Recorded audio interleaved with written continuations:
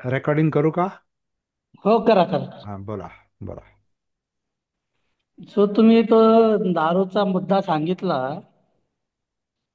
तर माझी जवळजवळ 13 वर्षाची दिनचर्या होती सर ती. कारण सकाळी 5:30ला उठायचो मी, आंघोळ करायचो आणि जिथं ड्युटी असेल तिथं जायचो. तर आमच्याकडे एक भाग आहे स्टेशन जवळ, तुफान चौक म्हणून. हा. त्याला म्हणजे चिवत्या चौक पण म्हणता. सगळे एडे गबाळे लोक असायचे तिकडे. आणि तिथं एक देशी दारू दुकान असायचं. आपलं 6ची ट्रेन असायची. आपलं बहुतेक वस्त्यांच्या जवळ असं दुकान असतंच. हो सर, हो सर. हा. तर माझं मग रोजची रुटीन होती. घरातून निघायचं, 6ची ट्रेन असायची, बॅग घ्यायची, त्या दुकानातून 2 क्वार्टर घ्यायच्या, 1 क्वार्टर प्यायची, एक बॅग मध्ये टाकायची आणि निघायचो. तर ती हॅबिट एवढी वाढत गेली सर, का माझ्या पूर्ण म्हणजे शरीर खिळखिळा होऊन गेलं होतं. वारा येईल तर पडून जाईल, एवढी बॅड कंडिशन झाली होती. परंतु 2014ला एक अशीच घटना माझ्याबरोबर घडली. एक लग्नविधी होता निफाडला. मित्राचं लग्न होतं म्हणून आम्ही सगळे त्या स्टेजच्या बाजूलाच होतो. आपले कल्याण मित्र ते लग्न सोहळा करीत होते आणि त्यांना सहज वास आला तिथं त्यांना माझा. अरे यार म्हणे, तुम्ही लोक सगळे दारू पिऊ नये, हे ते, तुम्ही इथून जा बरं, मला विधीला प्रॉब्लेम होतोय. त्या शब्दाने जेवढा स्ट्राईक झालो होतो सर, का म्हटलं माणसाची इमेज काय असते म्हटलं. आज म्हटलं तुझ्याकडे नोकरी आहे, पैसा आहे, पण शरीराला जे व्यसन जडलंय त्याच्याने सगळं तुझंच नुकसान आहे. ना तुझी इज्जत करत कोणी, ना काही करत. आज ठीक आहे, तुझ्याकडे पैसा आहे म्हणून हे 4 लोक तुझ्या बरोबर फिरताय, त्यांचा खर्च करतोय म्हणून फिरतोय. आणि दुसऱ्या दिवशी सर मी पानेवाडीहून येता येता म्हणजे लग्नविधी आवरला त्या दिवशी रात्री गेलो. पण सकाळी काय माझं चित्त भानावर नसल्यामुळं सकाळी जे रुटीन असायचं त्या रुटीन प्रमाणे परत 1-1.5 क्वार्टर पेलो, गाडीला किक मारली, ड्युटीवर गेलो. ड्युटीवरनं येत होतो पानेवाडीला माझा ॲक्सिडेंट झाला. हम्म. ॲक्सिडेंट झाल्यानंतर एवढं लागलेलं असताना एवढी नशा होती पोटामध्ये का काय करत होते काय नाही. माझ्या हाताचे नख मी स्वतः उपटून काढले होते. अरे. एवढी भयान परिस्थिती होती त्यावेळेस. आणि ज्यावेळेस मला हॉस्पिटलाइज केलं त्यावेळेस तो आमचा रेल्वेचा डॉक्टर पण म्हणे एवढं लागलेलं आहे याला, रात्री काहीच नाही झालं. आणि सकाळी ज्यावेळेस तो माझ्याशी बोलायला आला तर मला माझे म्हणजे त्याच्याशी बोलण्याची इच्छा होत नव्हती का मी काय केलं असेल म्हणून. कारण मी भानावरच नव्हतो त्यावेळेस. मग 2-3 दिवस हॉस्पिटलमध्ये राहिलो आणि हॉस्पिटलमध्ये एकच विचार सतवायचा, आज मी माझे लेकरं जन्माला घातले त्यांचं काय होईल, जर मी आज गेलो असतो तर काय होईल.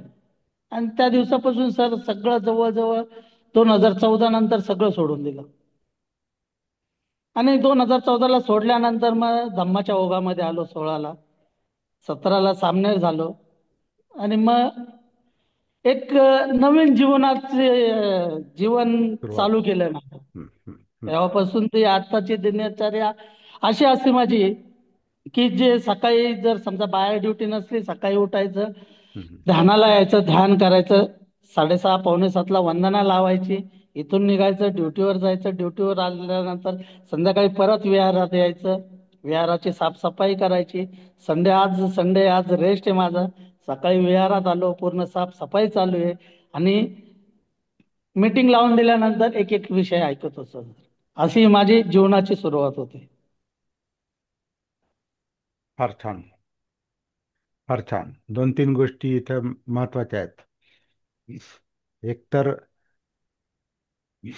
एक एक स्लोगन आहे, एक म्हण म्हणा त्याला, जब जागे तब सवेरा. हा सर, हा सर. जब जागे तब सवेरा. तर जेव्हा माणसाला जाग येते तेव्हा माणूस हा माणूस बनायला सुरुवात होते. हो मग सर, हो सर, पुन्हा एकदम सती, बरोबर. हा सती जागृतीचा मुद्दा आहे. तो धम्माच्या संपर्कात येऊ नाही तर नाही हो. तो हो, असतो, हो. तो धम्म धम्म आपल्यातच आहे, धम्म बाहेर नाही ते. हो. धम्म धम्म म्हणजे आपल्यात चालणाऱ्या घडामोडी. आणि त्याच्यात अच्छा. जागृती हा पण माणसाला निसर्गाने मिळालेली एक देणगी आहे. माणूस केव्हाही जागा होऊ शकतो, कोणताही माणूस. आणि अच्छा. जेव्हा तो जागा होतो तेव्हा त्याच्यामध्ये धम्मचक्र प्रवर्तन सुरू होतं. हो सर, हो. हा. तर धम्मचक्र प्रवर्तन आता इथं इथं बघा, तुम्ही धम्माच्या संपर्कात यायच्या आधी तुम्ही जागे झाले, तर ते हो आपल्यातलं सर. माणसातलं माणूस पण आहे ते. हो हो माणसामध्ये ती एक माणसाचं मन जसं विकृत असतं, चित्त विकृत असतं, तसं ते जागृत पण असतं. हो सर, ते हो सर. बीज रूपानं ते जागृत पण असतं. परंतु जागृतीचा प्रमाण हे अजागृतीपेक्षा कमी असतं, आणि ज्याचं प्रमाण, ज्याचा प्रभाव जास्त असतं तसं वर्तन घडतं. हो हो जेवढं आपलं भान गेलेलं असतं आणि त्याच्यात परत आपण दारू पिलेलं असू समजा, हो सर. तर मग अजूनच भान ते पूर्ण ते हेच जाते, म्हणजे पूर्ण हो सर. गाफील अवस्था, म्हणजे मृतवत अवस्था होते ती. आणि मग मृतवत अवस्थेत आपण कुठं काय करतो, जसं आता तुम्हाला स्टेजवर चढले मग खाली उतरायला सांगितलं, मग तुमचा अपघात किंवा काय हे सगळं एकदा आधीच आधीच आधीच म्हणजे अजागृत अवस्था, आधीच भान नाही जागण्याचं, त्याच्यात हम्म. दारू, मग ते सगळंच विस्कळीतच होऊन जाते. हो परंतु हो हो. तरी तरी कोणत्याही अवस्थेत माणसामध्ये माणूस पण जागा होऊ शकतो, कोणत्याही माणसात. हो सर, हो सर. हा. त्याच्यामुळं तो एक मला भाग इथं सांगण्याची आवश्यकता वाटते. हेच अंगुलीमालाच्या बाबतीत झालं.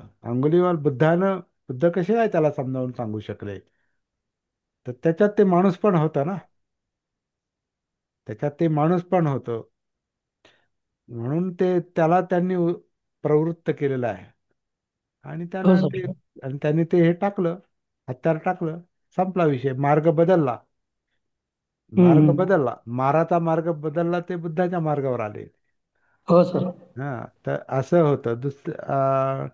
आता हेच आपल्याला पुन्हा लक्षात घ्यायचं झालं तर बाबासाहेबांच्या भाषणाने माणसं जागी व्हायची.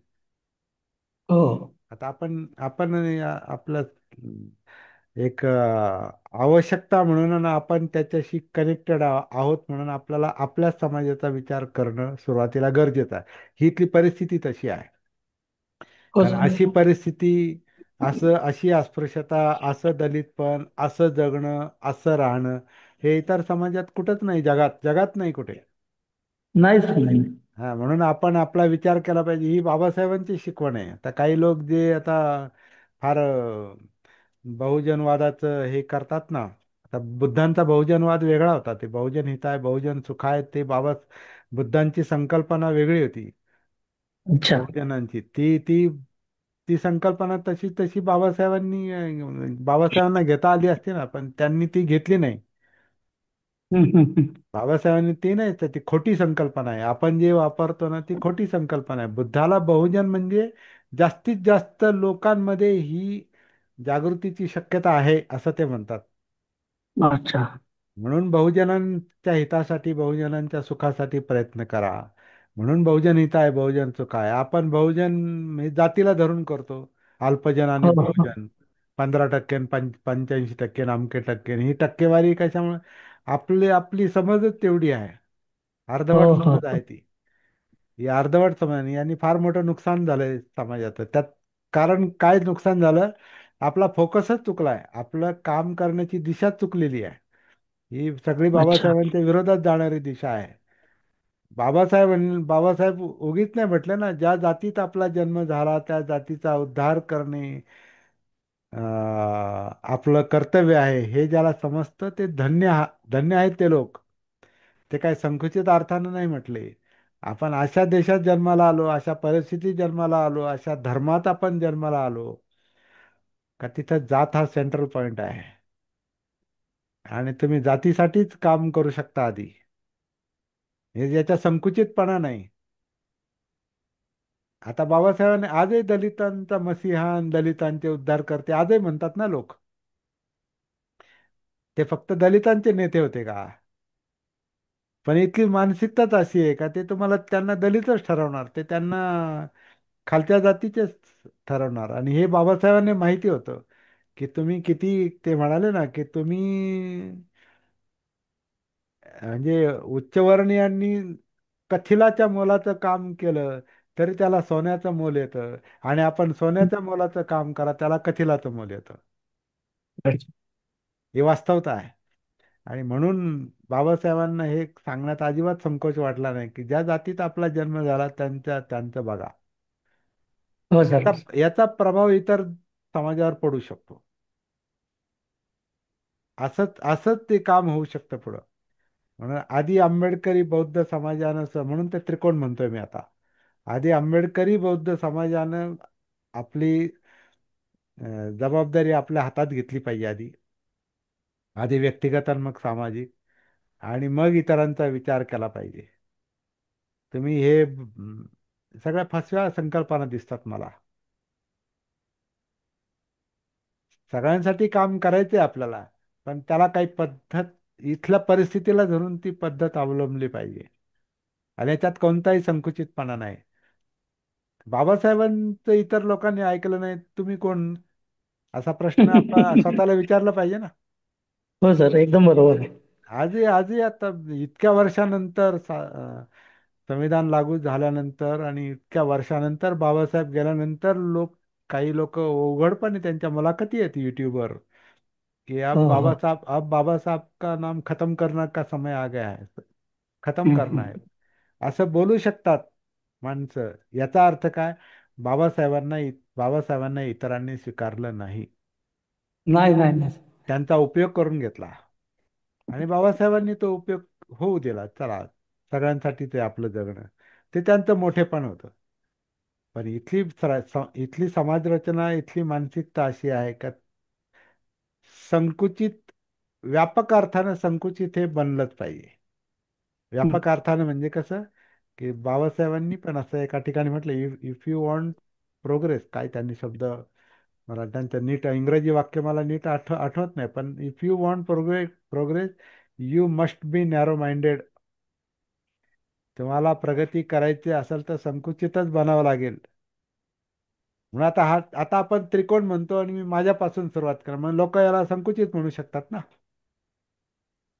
याला पण लोक संकुचित, तुम्ही तुमचाच विचार करता, हम्म. तुम्ही आणि मग तुमचे बुद्ध आणि तुमचे बाबासाहेब. नाही, ती गरजच आहे. तसंच पुढे जाणं शक्य आहे. त्यामुळे इतर लोकांचा आपण अनादर करतो, इतर महापुरुषांचा अनादर करतो, असा त्याचा अर्थ नाही. तुम्ही कोणाकोणाचं तत्वज्ञान तुम्ही शिकणार आणि अवलंब करणार, हे कळायला पाहिजे ना. आणि हे मानवी तत्वज्ञान आहे, हे एखाद्या विशिष्ट संकुचित तत्वज्ञान नाहीये. बुद्धाचं तत्वज्ञान, बाबासाहेबांचं तत्वज्ञान हे हे व्यापक आहे, विशाल आहे. जग धम्मराज्य बनवायचं तत्वज्ञान आहे. परंतु त्याची सुरुवात संकुचित याच्यातूनच, एक साधे सब साधे असा आहे ते. हे हो सर. एक साधलं तर ते सगळं साधेल, आणि सगळं साधायला गेलं तर एकही साधणार नाही. हे तत्व आहे ते.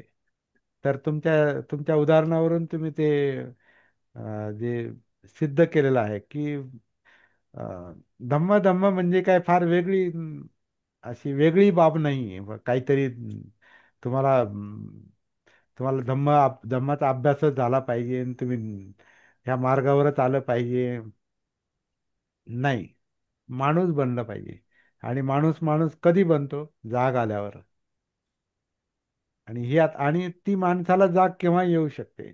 आपल्याला, म्हणजे एखाद्याला स्वतःच्या अनुभवातून येतो. जसा आता तुमचा मुद्दा आहे शेजवळकरांचा. हो सर. शेजवळकर त्यांच्या अनुभवातून त्यांना ते कळालेलं आहे. हो अनुभवातून ज्या गोष्टी कळतात ना, त्यातच खरं महत्त्व माणसाला कळतं. अनुभवातून, स्वानुभवातून. जसं बाबासाहेब पण म्हटलंय की माझ्या अनुभवातून मी अस्पृश्यांचं दुखणं जाणतो. मी भोगलेलं आहे ते, मला माहिती आहे काय ते. त्याच्यामुळे मला ती प्रेरणा मिळते की ह्यांना मुक्त करायचे, जोखडातून बाहेर काढायचे. अनुभवातून कळते, जी गोष्ट अनुभवातून कळते ना त्याचं मोलच नाही. त्या माणसाला दुसऱ्यांनी सांगायची गरज पण नाही, मी म्हणतो. आणि आपलं सुद्धा हे जे काम चाललेलं आहे ना, हे काय काम चाललंय? हे धम्मप्रचाराचं, शिकवण्याचं काम नाही चाललंय. हे शिकवण्याचं काम नाही चाललंय. हे ज्याला त्याला स्वतःमध्ये उतरून जागा होण्याचं काम चाललेलं आहे. ज्याने त्याने जागा व्हायचे. म्हणून आपण म्हणतो श्वासाच्या आधारे कायेत उतरा, जाणीवा बघा, चित्त बघा, मनोधम्म बघा, विचार प्रक्रिया बघा, वर्तन बघा, बोलणं बघा. हे भान आहे, ही सती आहे, ही जागृती आहे. आणि माणसाला एकदा जाग आली का तिचा धम्माचा उगम झालाच. बुद्धापासून धम्म आला म्हणजे काय? बुद्ध म्हणजे संपूर्ण जागृत अवस्था. म्हणजे जागृतीतूनच धम्माचा जन्म झालाय. तर तो कुठेही होऊ शकतो. जब जागे तब सवेरा, असं हे तत्व मला याच्यात दिसतंय. तर धन्यवाद शेजवळकर सर, मोकळ्या मनानं तुम्ही तुमचा अनुभव सांगितलात. हो सर, हो सर. हा, याचीच आवश्यकता आहे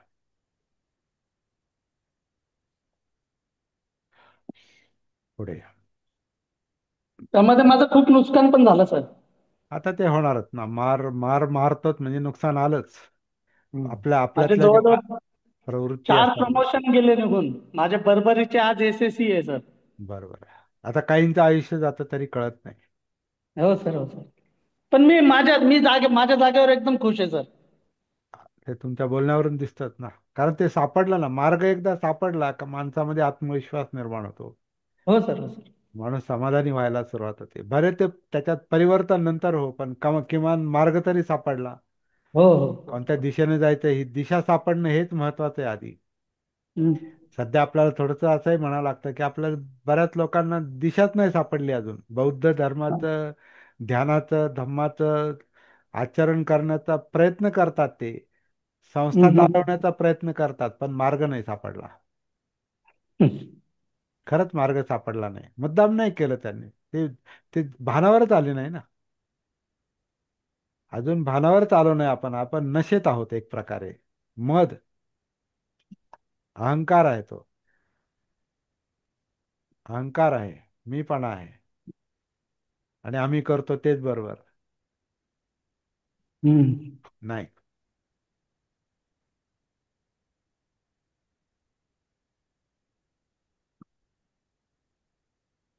कठोर चर्चा वाटेल जरा ही, पण असंच वास्तव आहे ते. काय बाबूजी, बरोबर बोलतो का मी? बरोबर आहे सर. माझ्याही मनात विचार चालले. सुरामीराय मज्जा माझं ठाणा, याच्यावरून एक गोष्ट आठवली सर. हा. आणि मी मी त्या घराला सुधरवण्याचा प्रयत्न केला. कारण एक घर आहे सर. बघा, सुरामीराय मी त्याचा व्यापक अर्थ काढला. म्हणजे ज्या गोष्टीमुळे आपल्या मेंदूला बधिरता येते किंवा विचाराचं सामर्थ्य नष्ट होतं, ते म्हणजे व्यसन. असा एक सरळ अर्थ काढला. आणि बघा, त्या घरामध्ये तो व्यक्ती रोज कामावर जायचा. कारण माझा त्या घराशी जास्त संबंध होता. हा. दुकानाच्या खूप जवळ ते घर होतं. जास्त संबंध होता. तो कामाला जायचा, त्याच्यातले काही पैसे तो त्या व्यसनात खर्च करायचा. परंतु घरामध्ये दुसरा एक व्यसनी माणूस होता सर. ती म्हणजे त्या घरातली स्त्री. ती एक व्यसन होतं तिला. ती भाजीला तेल 5च रुपयाची न्यायची किंवा 10च रुपयाचं न्यायची. परंतु तो दिवसभर दिवा जाळण्यासाठी ती कमीत कमी 20 ते 30 रुपयाचं तेल न्यायची. रोज दिवसभर तो दिवा जाळायचे. आणि नुसता दिवा जाळत नव्हती सर. ते पोरं, त्यांचे 2 मुलं, एक मुलगा एक मुलगी, त्या मुलांना सुद्धा तिने पूर्णपणे तसं. आणि रोज तो दिवा घ्यायचा. आणि समोरच एक झाड होतं. त्या झाडाकडे ती कमीत कमी दिवसातून 10 वेळेस यायची. आणि तो दिवा चालू आहे का नाही ते बघायची. बघा, ते तिच्या मनामध्ये ती किती झिंग आलेली होती. एक वेगळा मार्ग, तो चांगला आहे की नाही नंतरची गोष्ट. परंतु तिला ती नशा किती जबरदस्त होती. तर तो दिवा तिने. आपणही मेणबत्त्या अगरबत्त्या जाळतो, त्याच्याबद्दल बोला थोडस आता. नाही, नाही, नाही, नाही. परंतु ती एक गोष्ट, आपण मेणबत्ती अगरबत्ती जाळतो ती तात्पुरती असते, एक प्रतीक असतं. आणि त्यांचं आपण ते एक पण ते प्रतीक. पण प्रतीक समजतात ना. तर ते दिवसभर जाळायचे ती. आणि त्या हा, दिवसभर जाळायचे त्या ते मुलांना. जास्तच जाळतात, बरोबर आहे. पण आपला कधी म्हणजे आता हे परीक्षण करण्याची वेळ आहे. आता दिवस आहे बरं का. आता हा काळ जो आहे ना, मी म्हणतो धम्माचा प्रचार का होत नाही, मूळ मार्ग का सापडत नाही, त्याचं परीक्षण करण्याची ही वेळ आहे आणि गरज आहे. आणि ते धाडस पण आहे. ते आपल्याला लोक हम्म. चांगलं म्हणत चांगलं म्हणावं लोकांनी, म्हणून लोकांना आवडेल ते बोलायचं. आता हे आपल्याला म्हणजे प्रचार करणाऱ्यांनी तरी ते टाळलं पाहिजे. ते तुम्हाला विरोध करू द्या. मला तर तुम्हाला माहित नाही मी किती फार विरोधातून मी काम करतोय. हे काम माझं नाही. फार विरोधातून आहे. तुम्हाला आता माझा इतिहास जर माहिती असेल, ज्यांना माहिती आहे, मित्र आहेत माझे काही इथं, त्यांना इतिहास माहित आहे, तर मी विरोधातूनच हे काम करतोय आणि विरोधकांचं इथं आपल्या कामावर लक्ष आहे हे पण लक्षात घ्या. हे हो, तुम्हाला बरोबर ना. हे तुम्हाला वाटत असेल आपलं 15-16 लोकात काम चाललेलं आहे. याच्यात मी आता पाहतोय की एक 24 तास होत नाही तर 51 लोक ते पाहतात आपलं. तर ते चांगल्या हम्म. अर्थाने पण पाहते, पण काही लोकांचं असा पण रोख असू शकतो. म्हणजे मी आता उघडपणे रेकॉर्डिंग चाललेलं आहे मी, आणि मला बोलायला कोणताही संकोच वाटत नाही की काही लोकांना ते आपण विरोधक वाटत असणार आहेत विरोधकांना. पण हे विरोध नाही, विरोधासाठी नाही. मूळ मार्ग आपल्याला हरवला हे कधी लक्षात घेणार आपण? आपल्याला आपल्या जगण्याचं जी जी आपली जीवनशैली बनली पाहिजे, लाईफस्टाईल बनली पाहिजे, ती अजून बनली नाही. आपण काही पण करतो आणि कुठे वेळ घालवतो आणि कशातही शक्ती खर्च करतो आणि पैसा खर्च करतो आणि म्हणतो आपण धम्माचे आचरण करतो आणि धम्माचा प्रचार करतो. आणि आजूबाजूला पाहिलं तर किती नैराश्य आहे, किती भेदाभेद आहेत, किती स्पर्धा आहेत, किती मीपणा आहे, किती दिशाहीनता आहे. हे आपल्याला अजूनही लक्षात येत नसेल तर मग आपल्याला कोण वाचवणार आहे? हे थोडंसं माझं परखड मत आहे. भानावर येणं जरुरी आहे. भानावर येणं जरुरीचं आहे आणि आपल्या आपल्या दुसऱ्यांच्या पण चुका आपण लक्षात जशा काढतो पटकन, तशा आपल्या लोकांच्या आपल्यातला आहे आपण हे पाहिलं पाहिजे. मी तर म्हणतो आता ते पहिलं काम आहे, म्हणून मी म्हटलं संकुचित बनणं गरजेचं आहे. आधी आपलं बघा.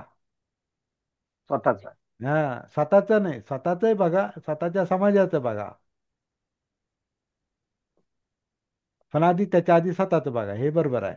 तो क्रम आहे तो. आधी मी, माझ्यापासून सुरुवात, नंतर मग माझ्या जवळचे लोक, कुटुंब नाही म्हणणार मी, पण जिथं आपण प्रचार करतो ते लोक. कारण कुटुंबामध्ये धम्म नाही सांगू शकत तुम्ही. हा पण एक काय म्हणतात, घर की मुर्गी दाल बराबर, ते जरा मुर्गीचा संबंध येतो त्यामुळं ते म्हण बरोबर नाही लागू पडत. परंतु ते असं आहे की घरचं चांगलं असलं तरी ते चांगलं नसतं. म्हणून ते ती म्हण मी नाही, पण वापर. हा. जास्त भर सर आपल्याला स्वतःवर देणं खूप जरुरी आहे. कारण हा. आपल्यातल्या इतक्या असंख्य चुका असतात का त्या चुका आम्ही बघतच नाही सर. आणि त्या अनुभवाच्या आधारावरच आपण प्रचार करणार आहोत. ते आपलं ते आपलं धन आहे. ते आपलं मिळवलेलं धन आहे, आपला अनुभव, म्हणजे आपलं वर्तन, आपलं बोलणं, आपलं काम, आपला अभ्यास, आपली जागृती, हे आपलं धन आहे. संतुष्ट जीवन, संतुष्टी परमं धनंग, संतुष्टी परम सर्वश्रेष्ठ धन आहे, बाबासाहेब पण म्हणायचे. तर हे आपलं धन आहे. हे प्रॅक्टिस आपलं धन आहे. ते धन आपण आपण आधी कमावलं पाहिजे. तर ते धन आपण वाटू शकतो. तो अनुभव देऊ शकतो, वाटू शकतो, जेवढं आपल्याकडे आहे तेवढं. हा खरं म्हणजे का व्यावहारिक मुद्दा आहे हा. सरळ सरळ. हं. याच्यात मध्ये संकुचितपणा नाही. तो आता कोणाला तसा विचार करायचा असेल ते करू शकतात, परंतु याच्यामध्ये संकुचितपणा नाही.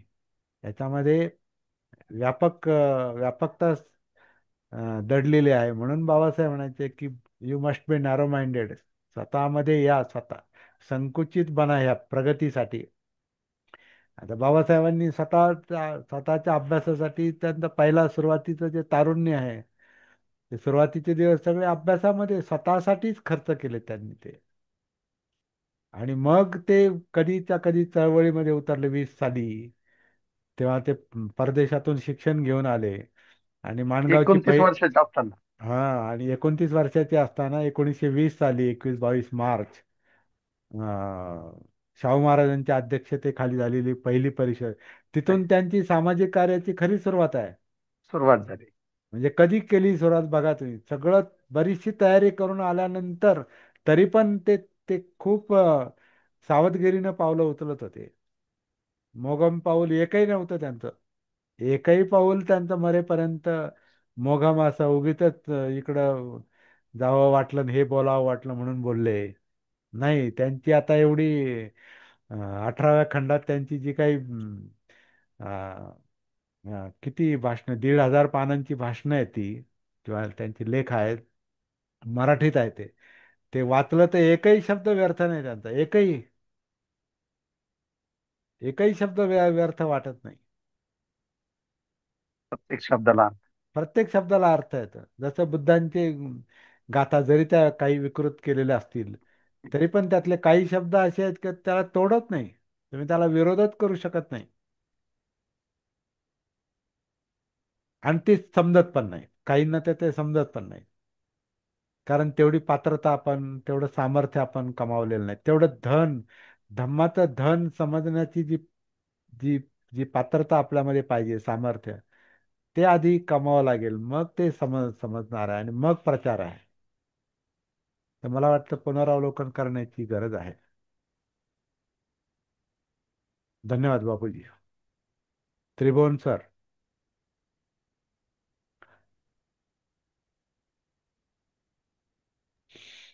छान चर्चा चालली सर, ऐकतोय मी. हा हा आणि एक थोडस मला सुचवायचं आहे हा. की आपण म्हणतो मंकी माइंड, मनुष्याचा जे काही विचार आहे सतत बदलत असतात. तर ते मंकी माइंडची संकल्पना देणं उचित वाटत नाही. आणि कारण ते की ते जेव्हा एक आपण विशिष्ट ग्रंथात, विशिष्ट परंपरेत ते उदाहरण दिलेलं आहे. हा आणि ते भवचक्रामध्ये पण ते माकड दाखवलेलं आहे. ते हा भवचक्र तिबेटन व्हील ऑफ लाईफचं जे आहे त्याच्यामध्ये अविद्या, संस्कार, संस्काराच्या याच्यातच त्यांनी ते मंकी माइंड दाखवलेलं आहे. माकड उड्या मारतं, ते चित्र त्यात दाखवलं म्हणून त्याचा उल्लेख मी केला. आणि अयोग्य का वाटतं हे याच्याबद्दल सांगा तुम्ही थोडस. नाही, जेव्हा आपण अ, सुरुवात करतो सती साधनेला, आणि मग तर कधी हे झालं, आपण डिस्टर्ब थोडस झालं, चेंज झालं, एकाग्र झालं नाही समजा, तर लगेच ते आठवतं, मंकी आठवतं, म्हणजे माकड आठवतं. अरे, हे आपल्या माकडासारखे विचार चालू आहे. ते विनाकारण येते ते लक्षात, ते असं होतं ते. नाही, मग तसं नाही का चित्त मग? मग चित्त आहे तसं, हा, परंतु ते माकड अपिअर नाही झालं पाहिजे आपल्या मनामध्ये. ठीक, असं बघा ना, होतं ते. आपले विचार किती पळतात, आपल्या भावना आपल्याला सती असेल, भान असेल ना, तर मग ते लक्षात येतं आपल्याला. आपण तिथं कनेक्ट झालोत का? आपण चित्तापर्यंत पोहोचणं, मनापर्यंत पोहोचणं ही फार अवघड प्रक्रिया आहे, प्रोसेस आहे ती. त्याच्यासाठी आधी कायेचं भान आलं पाहिजे, कायेमध्ये उतरलं पाहिजे, म्हणजे जाणीवांचं भान आलं पाहिजे. ते लगेच जमत नाही, म्हणून आनापान सती सांगितली. आनापान सतीतून आपण कायानुसतीमध्ये उतरतो. मग कायेतले वर्तन आपल्याला कळतं. कायेतल्या नुसत्या हालचाली नाही कळत, कायेचं वर्तन पण कळतं. आपलं उठणं, बसणं, बोलणं, चालणं, झोपणं, आपल्या सगळ्या क्रिया, 24 तासातल्या क्रिया आपल्याला कायानुसती मुळं एक तर कळतात. आणि कायेतल्या जाणीवांमुळे त्या वेदना कळतात. आपण आपलं चित्त कसं आहे, सुखदायक आहे का दुःखदायक आहे? आपण डिस्टर्ब आहोत की भानावर आहोत?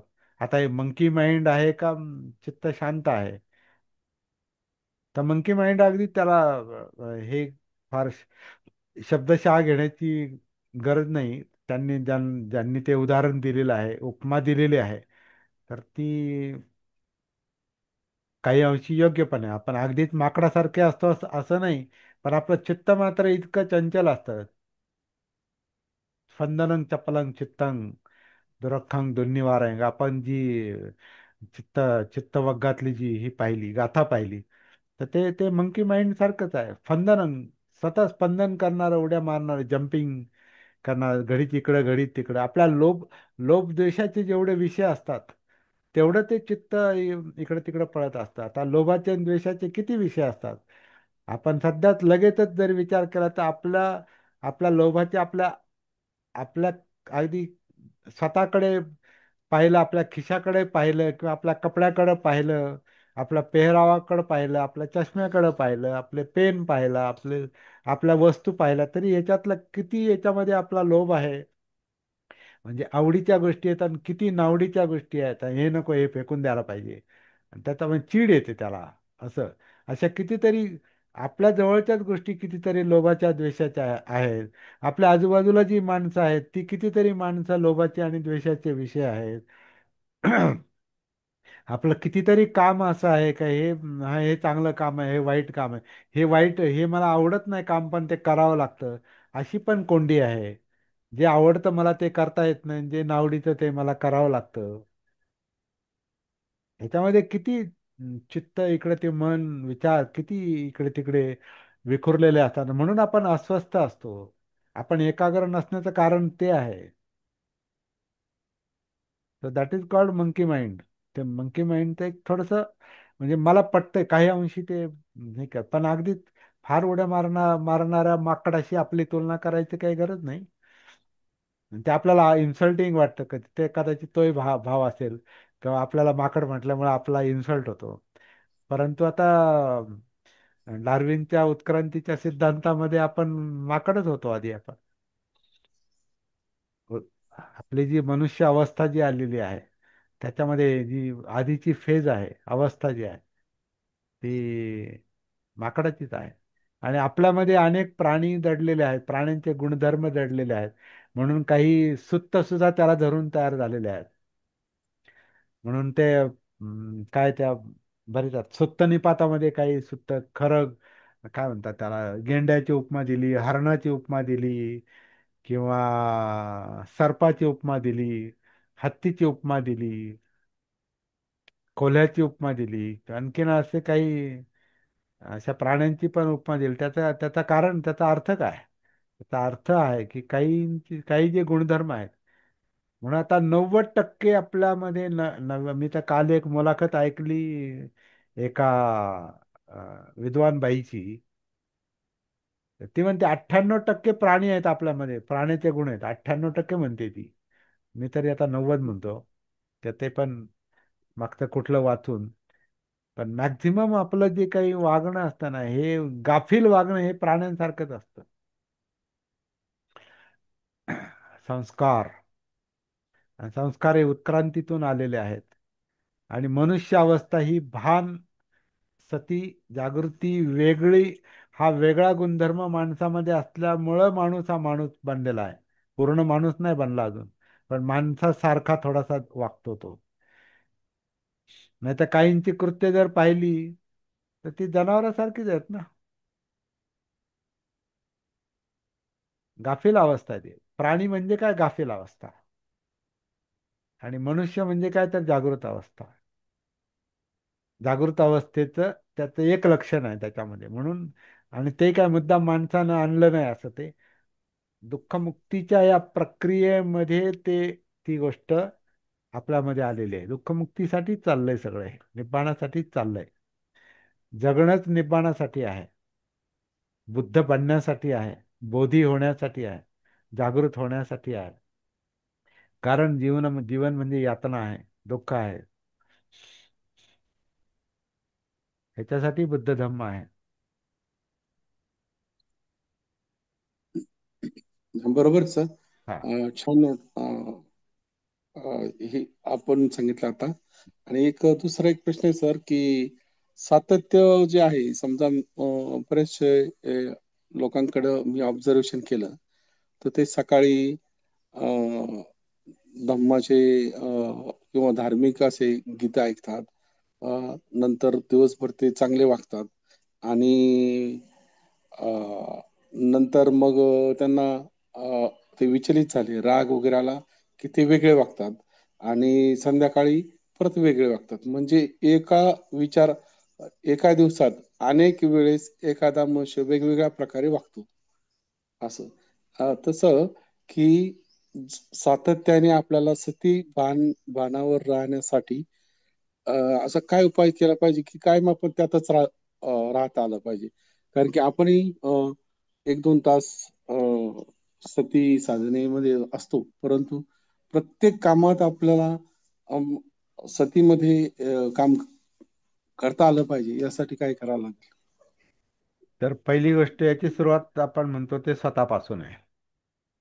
तर ते आपल्याला स्वतःला ती प्रॅक्टिस आधी समजून घ्यावी लागते. सतीची प्रॅक्टिस लगेच होत नाही अशीच.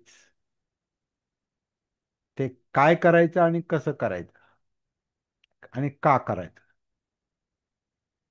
याची आधी उत्तर आपल्याला सापडली पाहिजेत. मग आता एवढं आपण का तेच तेच तेच तेच बोलतोय, अनेक दिवसापासून आपण तेच बोलतोय, अनेक वर्षांपासून. मी तर आता 10 वर्ष झाले मी बोलतोय हे आता. हीच गोष्ट, एकच गोष्ट बोलतोय. 2000 पासून सुरुवात झाली ही माझ्यामध्ये काम करायला सुरुवात, 2000 पासून. आणि आत्ता आत्ता आपण जे ऑनलाईन हे करतो याला एक 3-4 वर्ष झालेले. त्याच्या आधी मी फिरून ते सांगत होतो, जेवढं समजलं तेवढं. एकच गोष्ट इतके दिवस का सांगायला लागते, ते सती साधना जागृत होणं सोपी गोष्ट नाही. कारण आपलं चित्त, आपलं मन, कॉन्शियसनेस ही मुळातच झोपलेली आहे. मुळातच. तो त्या ह्याचा सिग्मंड फ्राईडचा जो सिद्धांत आहे ना, म्हणजे कॉन्शियस माइंड, अनकॉन्शियस माइंड, किंवा आणखीन त्याच्या सबकॉन्शियस माइंड म्हणतात. जागृत मन, अर्ध जागृत मन आणि अजागृत मन. तर ही मनाची जन्माबरोबरच आलेली अवस्था आहे ती. म्हणजे भान नसणं, म्हणून आपल्याला आठवत नाही ना आपला. आपला जन्म आपल्याला का आठवत नाही? कारण तेव्हा आपण भानावर नव्हतो. जन्मानंतरचे काही वर्ष आपल्याला आठवत नाहीत, कारण आपण तेव्हा भानावर नव्हतो. त्याच्यानंतर ते थोडं थोडं आठवतं. तर जेवढं आठवतं म्हणजे स्मृतीमध्ये, स्मरणात जेवढं आहे तेवढंच भानावर आहे. आणि ती फार थोडी थोडी गोष्ट आहे ती. परंतु जे जाणवत नाही, ज्याचं भान नाही, ती फार मोठी गोष्ट आहे. ती जवळपास 90% 95% आहे. आणि सती साधना, जागृतीची साधना, मी म्हणतो it is the conversion of unconscious mind into conscious mind. अजागृत मनाचं जागृत मनामध्ये जे कन्व्हर्जन होईल, रूपांतर होईल, ती सती साधना आहे.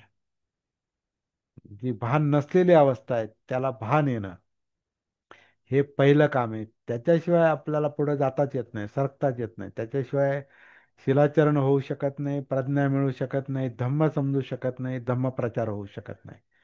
त्यामुळे दुसऱ्याच्या नंतर पाहू शकतच नाही मुळात.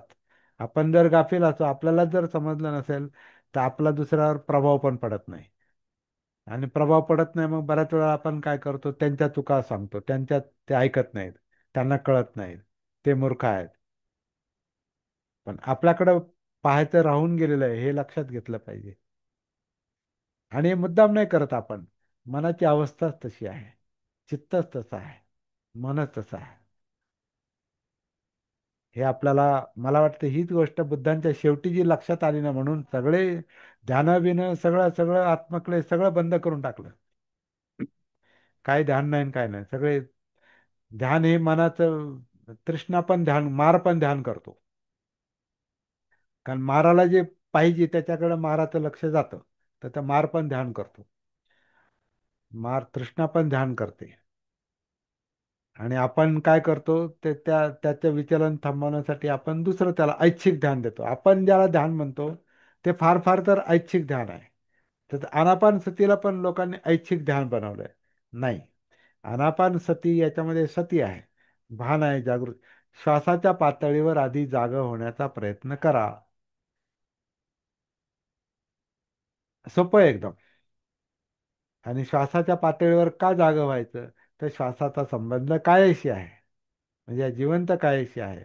आणि हा जिवंतपणा म्हणजे आतल्या जाणीव आहे, जाणवतं, फिलिंग. त्याच्यात सुखदुःख आहेत, किंवा सुखदुःख विरहित फिलिंग आहेत. सुखदुःख हे चित्ताचं कारण आहे. चित्त हे धावपळ करणारा, ती एक शक्ती आहे. चित्त, चेतना, चैतन्य ही एक शक्ती आहे. आणि ह्याच्यामध्ये जेवढा जास्त अजागृतपणा आहे, तेवढं ते चित्त जास्तच पळापळ करतं. मुद्दाम नाही करत ते हतबल आहे. आणि अजागृत चित्तातच मार आहे. मारणारे, आपल्याला आपल्याला रडवणारे किंवा आपल्याला डिस्टर्ब करणारे, आपल्याला विचलित करणारे, आपल्याला यातना देणारे, दुःख देणारे जे काही घटक आहेत ते चित्तामध्ये आहेत. तेच पाहिजे नको ते द्वंद्व आहे, संघर्ष आहे. त्यालाच लोभ द्वेष म्हटलेला आहे. पण ह्याचं भान नाही म्हणजे मोहावस्था आहे. मोह म्हणजे अविद्या आहे, भान नसलेली अवस्था. तर त्या मोहावस्थेमुळेच ही लोभ द्वेष काम करतात. म्हणजे अविद्येमुळं, अज्ञानामुळे, अजागृतीमुळे, सती नसल्यामुळे लोभ द्वेष सक्रिय असतात. ते चित्ताचं लक्षण आहे. त्याच्यामुळे सुखदुःखाची निर्मिती आहे. जे पाहिजे ते झालं की सुख मिळतं, नाही झालं की दुःख होतं. नको ते झालं की दुःख होतं, नको ते झालं की थोडंसं बरं वाटतं. हे चित्त जे आहे ह्याच्यानुसारच सुख दुःख म्हणजे वेदना जाणीवा आपल्याला अनुभवाला येतात, ते परिणाम. आणि आपण जे शब्द बोलतो मानवी पातळीवर, शब्द भाषा ही जी निर्माण झाली ती ती विचार प्रक्रियेमुळे, मनोधम्मांमुळे. इतर प्राण्यांमध्ये भाषा नाही, त्यांच्यामध्ये ते चित्त आहे, पण त्यांच्यामध्ये मन नावाची गोष्ट ही फार, काही त्यांची जी काही सांकेतिक भाषा असतील, जसं आता पक्ष्याचं ओरडणं असेल किंवा जनावरांचं हंबरणं असेल, त्यांचे त्यांचे संकेत आहेत ते. तर ते ते संकेत म्हणजे त्यांची भाषा म्हणता येईल, तर तेवढी त्यांची डेव्हलपमेंट आहे, तेवढा त्यांचा विकास आहे. माणसाला मात्र भाषा, माणसातून भाषा निर्माण झाली जी आपण बोलतो. आणि ही भाषा कशामुळे निर्माण झाली? विचार प्रक्रियेमुळे. कारण संज्ञा निर्माण ज्या होतात मनोविज्ञानात, संज्ञा, रूपवेदना, संज्ञा, संस्कार, विज्ञान, हे जे अस्तित्वाचे 5 घटक आहेत त्याच्यातल्या संज्ञा म्हणजे शब्द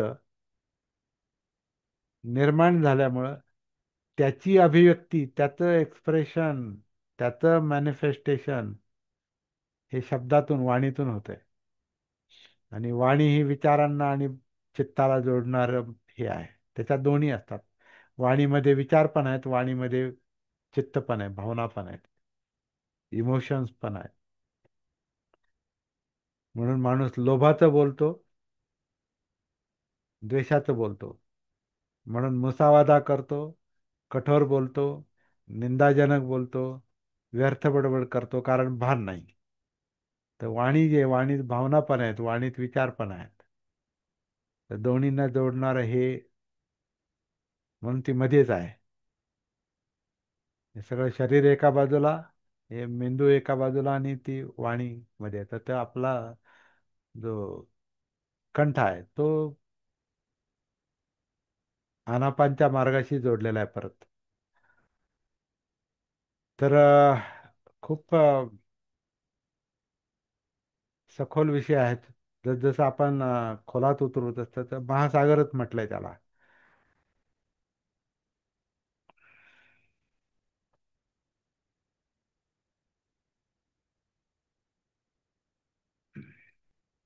तर स्वतःचं भान आधी आलं हे, की मग आपण प्रचाराकडे वळू शकतो. हे सगळ्या गोष्टी आपल्याला समजून घेणं गरजेचं आहे आधी.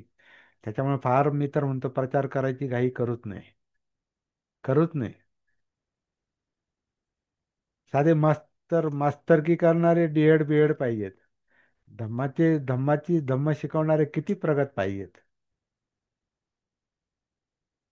येड्या गबाळ्याचे काम नव्हे. त्यामुळे आपण तसं अर्धवट अवस्थेत, म्हणजे आता तशा चुका माझ्याकडून पण झाल्या, अनेक लोकांकडून होत आहेत. काही काही तयारी करायच्या अगोदरच लगेच शिकवायला सुरुवात. काय आता बौद्धाचार्यांनी विचार करावा ह्याच्यावर, आपण खरंच आचार्य आहोत का? धम्मचार्यांचा पण प्रश्न आहे, किंवा इतरांचं कोण असतील ते प्रचारक. हे टीका नव्हे. आपण मुक्तीचा प्रचार करतो का? लोक त्या मार्गावर आहेत का? लोकांना ते अनुभव येतात का? काय येत नाहीत? आपल्यालाच नाहीत ना. त्यामुळे हे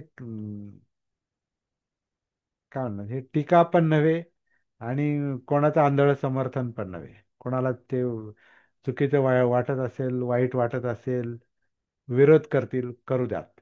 विरोधाला घाबरण्याचं काही कारण नाही. आणि धम्माचा मार्ग जो आहे, सत्याचा मार्ग जो आहे, बाबासाहेबांचा मार्ग आहे आणि बुद्धांचा मार्ग जो आहे, तो विरोध पत्करणाराच मार्ग आहे. कुणी बुद्धांचं असं सरळ सरळ स्वीकारलं नाही, बाबासाहेबांना सरळ सरळ स्वीकारलं नाही, आजही स्वीकारत नाहीत. त्यामुळे हा विरोधाचाच मार्ग आहे. हा चांगला आहे, हिताचा आहे, परंतु माराची ताकद मोठी आहे. विकृतीची ताकद फार मोठी आहे.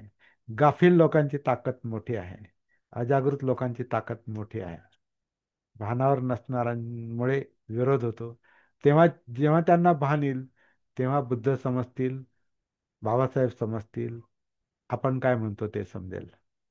तोपर्यंत काम करत राहायचं, एवढंच काम आहे.